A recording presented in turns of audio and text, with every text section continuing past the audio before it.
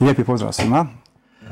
Ja sam Leo i eto ovom prilikom ćemo predstaviti moj novi singl koji se zove Javi se pod hitno. Jedna simpatična, energična, draga, mogu reći, pjesma. Radili smo je na više mjesta, radili smo je tu u Hrvatskoj, sam pjevao, radili smo je u Švedskoj, svirali smo tamo neke violine, klavijature i tako, i još par instrumenata.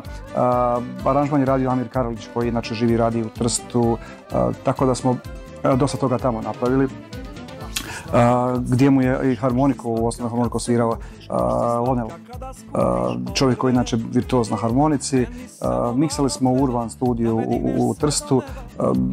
Jedna zanimljivost je još da je umiješao svoje prste čovjek koji se zove Fulvio Zafret.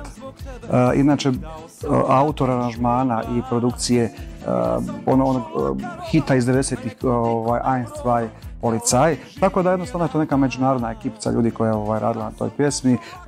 Film tekst je napisala Alka Vojica, ja sam radio glazbu i eto, očekujem da vam se svidi. I pozdrav vama svima koji gledate i uživajte u pjesmi.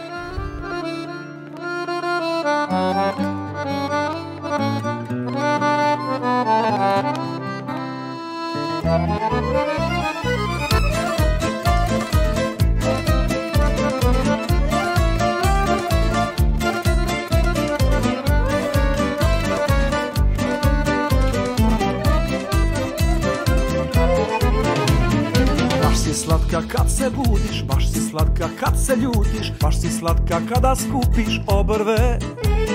Meni samo malo treba da me digneš sve do neba i da padnem tu na koljena. Ja sam lud od samog sebe, a sad ludujem zbog tebe. Sve bih dao samo da ti čujem glas.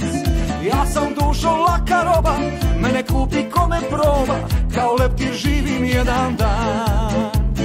Ja sam dušo laka roba, mene kupi ko me proba, kao leptir živim jedan dan. Javi se pod hitno, jer noćas sve je bitno, ja hoću ljubav da ti dam.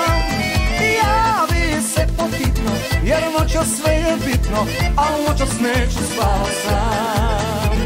Javi se pod hitno, jer noćas sve je bitno, ja hoću ljubav da ti dam. Javi se pod hitno, jer noćas sve je bitno, a noćas neću spavat sam.